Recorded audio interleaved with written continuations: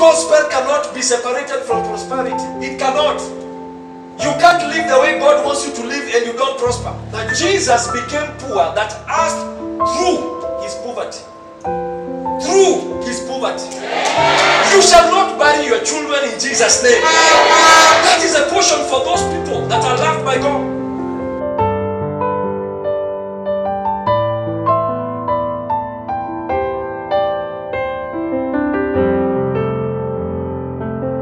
Now we have been speaking about the love of God for the last 3-4 weeks. And we say that God loves us as he loves himself. Amen. God loves us the same way he loves himself. Because he loved, Jesus loved us. And God loves Jesus. And he gave the same Jesus as a sign of love to us. So if you are seated over there, I want to remind you once again that he loves you the same way he loves himself. That is why he was ready to die for you. In fact, he loves us more. If I think about it in a wise way, I think he loves us more. He loves us more than even he loves himself. Because for him to lay down his life, that means he has more love for us. So can you imagine being loved by God more than even he loves himself, that he can lay down his life? And we also say that because God loves us so much, we also need to love ourselves. We need to love ourselves severely. Because we cannot be able to receive from this God if we don't understand and we don't appreciate the love he has for us. Because when you understand that God loves you so much, there is nothing he will withhold from you. There is nothing. There is nothing he will withhold from you. Silver and gold belongs to our God. He wants to release the silver and gold in abundance to you. But if you don't love yourself, you will never see the reason of receiving some of the blessings. Amen. I listened to one man called Dr. Mike Murdock, and I remember one day he was giving a testimony, and he was saying the way he went to preach in UK. And as he was preaching in UK, the person who hosted him took him to one of the popular shops, one of the designer shops called Harrods. And he was taken there and he was told, choose anything you want. It's a men's shop. It has shirts, shoes, suits, anything to do with men. And he asked the man, how much do you want to spend on me? How much do you want me to spend? And the man told him, I said, take anything you want. And he took a few suits, a few shoes, and the man looked at him and asked him, is that all? And he was like, I asked you a budget. He said, I told you to pick as much as you can. And he was limiting himself because he was thinking about the budget of the man. But the man was saying, I'm not concerned about, don't be concerned about my budget. This was a man. And God spoke to him and told him, you need to realize that my children limit me because I want to bless them. I'm an extravagant God. I live extravagantly in heaven. Everything in heaven is gold and stones of expanse. And I'm not saying that you spend it, but the thing is, when God spoke to him that, he looked at the man and you said, anything? And he looked for any suit that could fit him. Any suit that could fit him, he picked. Any shoe that was on the rack that could fit him, he picked. Any tie that he liked, he picked. He was saying the man spent a few $100,000 on what he picked. Kama hapa ni Kenya ingekuwa ni kama milioni 20. But he picked almost everything. But today in our minds, because we don't understand the love of God, we do not see like God wants to bless us extravagantly. We do not see that God can do so much. When he says he will make you the head and not the tail, we have not understood the love of God. The love, that this one who could take his own son. How much is the worth of the Son of God? The Son of God is worth God. But God took his son and gave him for us. Now if he gave him for us, what can he not give us? There is nothing he cannot give us. And I'm not talking about material. I'm not talking about material. I'm talking about everything. He can give you wisdom extravagantly. Amen. He can give you understanding extravagantly. He can give you ideas that will take you from where you are to where you ought to be in an extravagant way. Bwana asifiwe. He can. But the thing is, we need to understand he loves us so much that he wants to deliver so much to us. He wants to deliver. He wants to give us so much. And that's why last Sunday I was talking about healing. Healing is a program that God created because he wants you healthy. He wants you to live long. Amen. It is a token of his love. So if you are carrying sickness in your body, don't think that God wants to heal you tomorrow. God wants to heal you like yesterday. God wants to heal you like yesterday. Sickness is not the plan of God. Can you say sickness is not the plan of God? It is not. We saw 3 John chapter 1 verse 2. That I wish above all things that you may prosper and be in good health. That you may prosper. Can you imagine? God wants you to prosper. You know, there are people who keep on beating. You know, the devil is so annoyed because if believers will understand this, we shall change everything. If believers can understand this, that's why the issue of prosperity gospel, watu wanashinda wakipiga prosperity gospel. Now the Bible says that above all things, I wish above all things that you may prosper and be in health. That John chapter 1 verse 2. Hallelujah. Beloved, I wish above all things that you may prosper. So our God desires you to prosper. So the issue of prosperity, the gospel is the gospel of prosperity. Say the gospel. Can you say it like you mean? Say the gospel. Is for prosperity. Do you know if you live in Christ and you do what Christ tells you to do, you will prosper? You will prosper. This gospel cannot be separated from prosperity. It cannot. You can't live the way God wants you to live and you don't prosper. You don't live in a good house. You don't dress in good clothes. You don't drive a good car. Let me tell you one thing. If you follow the ways of God, eventually you will prosper. Amen.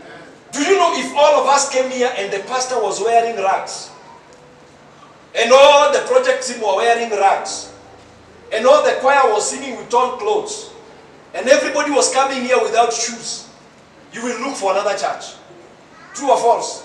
You will look for another church. I'm telling you, you will look for another church. Now, if God was to give you a glimpse of heaven, you realize we are living far below standards. That's what you realize. You will realize that you are living far below standards. Look at any man in the Bible who followed God diligently. Abraham, the Bible says, he became extremely rich in silver and gold, in cattle, and in all manner of things. Isaac, the same thing. Jacob, the same thing. David, the same thing. Solomon, the same thing. Jesus, the same thing. The Bible says, though he was rich, Jesus was not a poor man. He was rich. Though he was rich, he became poor, that as through his poverty, we may become rich. That is what the Bible says. That Jesus became poor, that as through his poverty. Through his poverty. Now you understand, through poverty means you have to walk through removing something from you. Making yourself poor like he did. Through his poverty. Giving away something that you hold dear. Through his poverty. That you might become rich. Jesus became poor that you through his poverty. What was his poverty? He gave. He chose to become poor. He chose to become poor. So you need to understand that the love of God is so much that he does not want anybody poor any longer. That's why he became poor, that you might be rich. So the price for you to be wealthy has already been paid. The price for you, no matter where you live, it is just a matter of time. If you keep on believing God that Jesus became poor that I might be rich, then very soon you will move from where you are to where you ought to be. What does you feel? You will move from where you are to where you ought to be. In Jesus' name. And when I talk about prosperity, I'm not talking about money alone. I'm talking peace, shalom. It is everything to do that you prosper in your marriage, you prosper in your business, you prosper in your career, you prosper in whatever you do. That when you look around your life, there is nothing that is lacking. you're not lucky. Because the world is rich with goods, but they have sicknesses. The world is rich with goods, but they have broken marriages. The world is rich with goods, but there's something missing. Their children are doing drugs. But our God wants you to have wealth, and have a good marriage, and have good children, and have a good business, and that when you look around, there is nothing lacking in your life. So you need to understand that. And unless you accept to love yourself the way God loves you, then there are things that you may not receive from God. Because if you receive them, you will begin to waste them, because you don't understand that God wants you to have them. Amen. So healing, I said last week, is a token of His love. Amen. Now I want us to go to the book of Job chapter 5. Job chapter 5. Now the Bible says, behold, happy is the man whom God corrects. Therefore despise not thou the chastening of the Almighty. Behold, happy is the man. We say that anybody loved by God will be corrected. Anybody loved by God will be chastised. But look at the blessings that come because of being loved by God. Number one, He says, He wounds and His hands make whole. He shall deliver thee in 6 troubles. Yea, in 7 there shall no evil touch you. In famine He shall redeem you from death. In war from the power of sword. That means even if there is a war, you are not a candidate of death. Say amen. Amen. You are not a candidate. Let me tell you, even if war erupted in the world, you are not a candidate for death. That's why He says in famine. Hata wakitangaza kwa national television that famine is a disaster in Kenya, you are not counted among them in Jesus' name. Amen. In famine He shall redeem you from death. In war from the power of the sword. This is because He loves you. Thou shalt be hid from the scourge of the tongue. That means you will not be attacked by anybody using the tongue. No gossip, no slander shall be done against you. If you love God and you allow Him to correct you, people will not talk against you. In Jesus' name. If people are talking against you, check whether you have accepted the love of God or whether you have actually accepted His correction. Now it continues to say, you shall not be afraid of destruction when it comes. While God was driving, destruction was coming. But I'm very sure if He told us the truth, there was peace in His heart.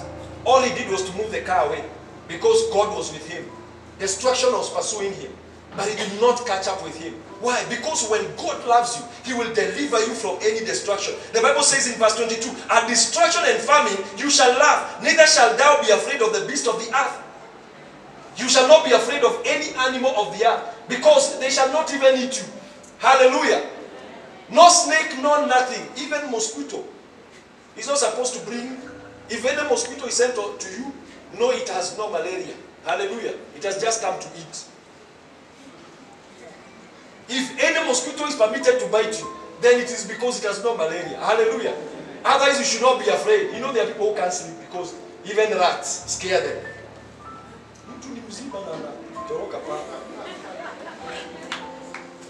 But yeah, I also don't like cockroaches. Amen. I'm delivered. In Jesus' name. He says, for thou shalt be in league with the stones of the field, and the beast of the field shall be at peace with you. Can you imagine? Lion inakuangalia hivi nasema, we like you. Now if dogs bark at you, ask yourself whether you have actually accepted the love of God. Kama unafukuzana na umbwa kwa hizi estates, you just need to ask a few. You know there are people even who are chased by chicken. The Bible says the beast of the field shall be at peace with you. These are tokens of love of God. Amen. Yani unapita mpaka umbwa na kuangalia hivi nasema tu move. Amen. The beast. You know, this week we have been having a chicken that has been. In fact, there are 2. They are even coming to our door. Imagine inapanda kuku inawacha downstairs, inapanda upstairs. Kuja tu kulala nje ya mlango wetu kwa sababu nasikia tu hapa area si mbaya. Paka inatoka kuku haitoroki. Because they are just enjoying. They know the atmosphere of peace. Now you have tried to keep one cat, it runs away from your own. May the Lord show you more love in Jesus' name. And you shall know that thy tabernacle shall be in peace, and thou shalt visit thy habitation and shall not sin. Amen. Thou shalt also know, this is where I'm going, that thy seed shall be great. Then watoto wako watakuwa wakuu. You're looking at those kids, stop being worried. Because when God, you accept the love of God, God is committed. Thou shalt also know that thy seed shall be great. I know for one thing, for sure, Mudaka and Alisa, they shall be great. Amen. Your children shall be great too. Amen. Can you say a better amen? Hata kama hauna sema amen. Do you know when God loves a person, things move in an easy way. Your seed shall be great, and thine offspring as the grass of the earth. You know you are our spiritual children, so you shall be great. Amen. You shall be great. Amen. You shall be great. Amen. None of you shall be small. Amen. In Jesus' name. Amen. I wish you can shout a bigger amen. Amen. Now this verse 26, I like this. Thou shalt come to thy grave in a full age. Thou shalt come to thy grave in a full age. Like a shock of corn cometh in his season. Thou shalt come to your grave in full age. Hakuna mambo ya premature death. Sema, I say, I refuse premature death. You shall not die at 50, because 50 is not the portion for any believer. Amen. It does not matter what you are going through now. I declare to you, you shall come to your grave at a full age. Say a big amen. You shall come to the grave at a full age in Jesus' name. You shall not bury your children in Jesus' name. That is a portion for those people that are loved by God. I know there are some people here who have seen death in their family too much. Our sister was saying here they have seen death. The mother died, the father died, I don't know who else died. And you reach to a place where you almost begin to get ready to die. But I will show you from the scriptures that premature death is not your portion. Amen. And today I want your mind, just allow me to, sometimes, so that your mind can change. Today may God renew your mind concerning this. There is one thing for sure. Don't start looking for a replacement for me now. Amen. Because I'll be preaching for a long, long time. Amen. Amen. We shall be here with Pastor preaching for a very long time. Amen. Wearing high heels at 90. One as if you were. You know, we live in times when you go up country, a 50-year-old man, a 50-year-old guy, and now they glorify age. They like being old. They even shake a little bit when they are walking, so to show that they have really become old. And they point a few things using a mkwajo to prove that they are old. Let me tell you, you are a young person in Jesus' name. Amen. I will show you from the scripture, because premature death, I'm talking about this because we are living in times when death will become more preeminent. You know these disasters, corona, they are predicted in the Bible. So they are not stopping tomorrow. Others will come. Earthquakes will come. Famine will come. So, but you have to be ready as a Christian to know that you are not registered in the register of heaven to die young. Amen. Can you say a better amen? Amen. There is no way your name is registered in heaven for you to come back home young.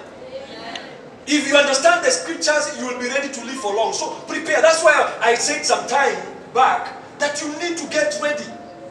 If you are 50 and you are seeing like you wanted to do a degree, you can do a degree and a PhD. Because where are you going now? Look at Genesis chapter 6 verse 3. In fact, first before you go there, I want you to go to Genesis chapter 2 verse 9. Because when God created man, He wanted man to live forever.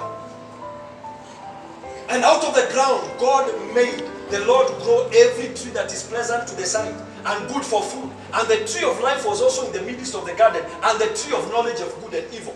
Now, if you read the Bible, the tree of life was put there by God so that every time Adam, as long as Adam was living in Eden, they would eat from the tree of life and they would never die. Because God created earth for man to live on earth forever, and for God to live in heaven forever. I want to tell you that even if you're planning to go to heaven, it will just be for a short while. After that, God will return us to earth. So heaven is not your final destination. Earth is your final destination. Read your Bible. Earth Earth is your final destination. Heaven will just be a taking away for God to deal with issues here on earth. Deal with the devil, deal with those people who will not given their life to Christ, demolish everything. Then after that, the Bible says he will make a new heaven and a new earth. So we will once again come to earth. So God who never wanted man to die. That's why he put the tree of life in the midst of the garden, so that they could keep on eating from the tree of life. What does he feel? Now, but if you look in Genesis chapter 3, verse 4. Genesis chapter 3, verse 4. Hallelujah. I just want to show you that it was not the plan of God for you to die now. Genesis chapter 3, verse 4. And the serpent said to the woman, when the woman said that they were not supposed to eat any fruit, you shall surely not die. Go to the next verse.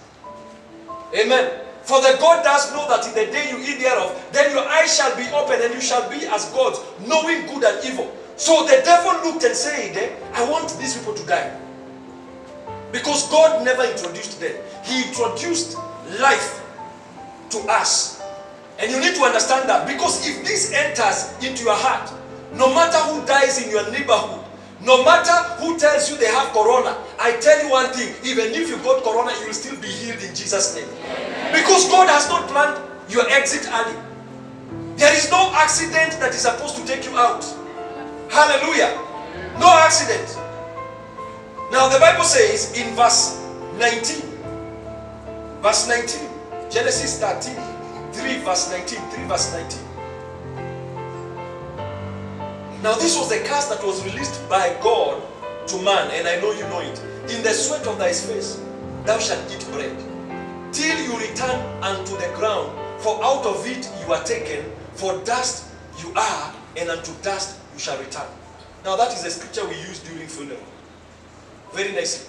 But you don't realize that this was actually a curse that was released upon man by God to return to the ground.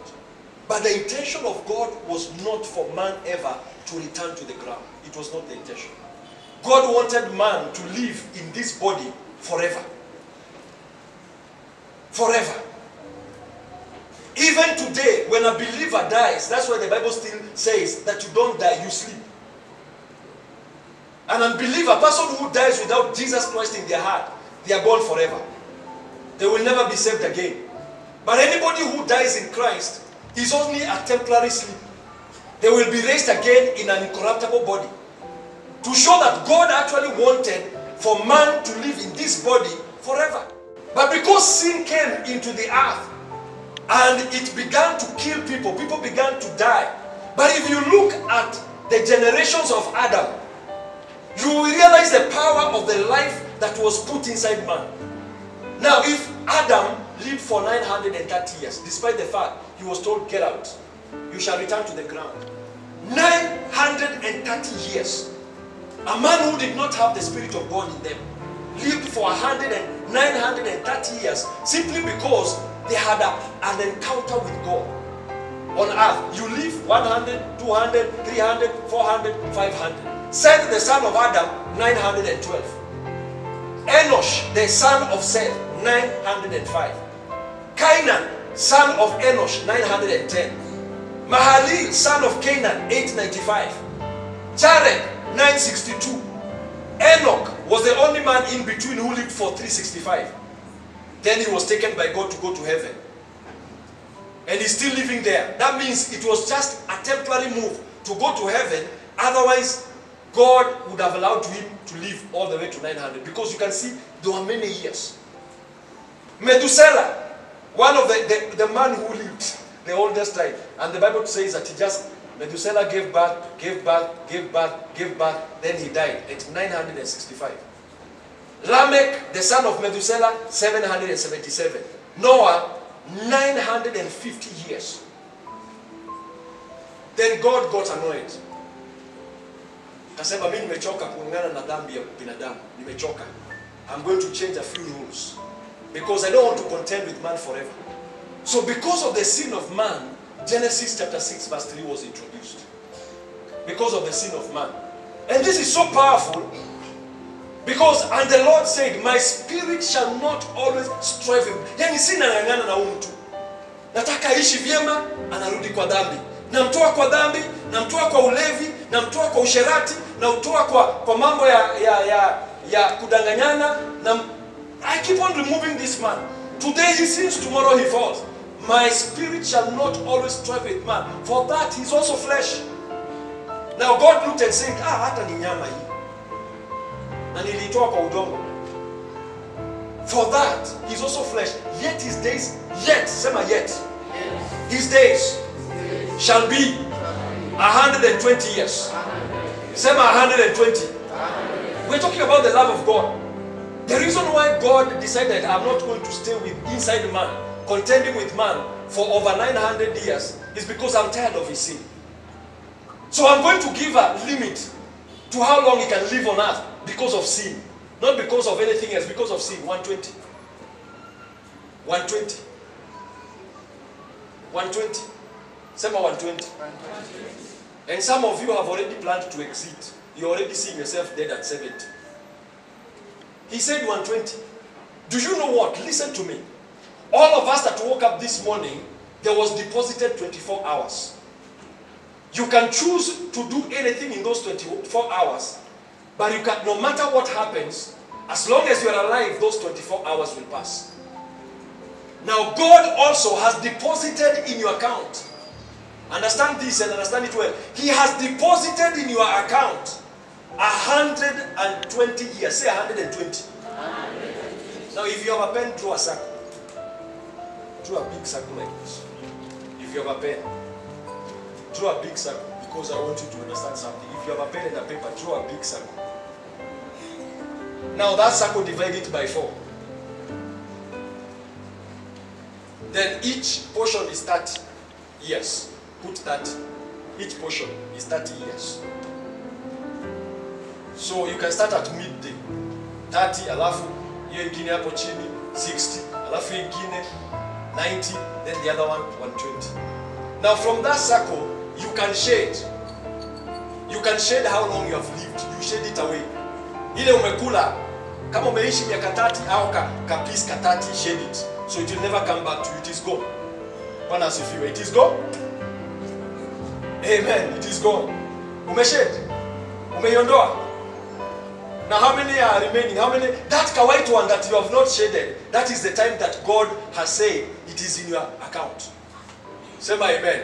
Amen. So if I'm 50 today, I have 70 years to go. 70. Say my 70. Now can you imagine if I'm 50 today, I've not even lived half of my life.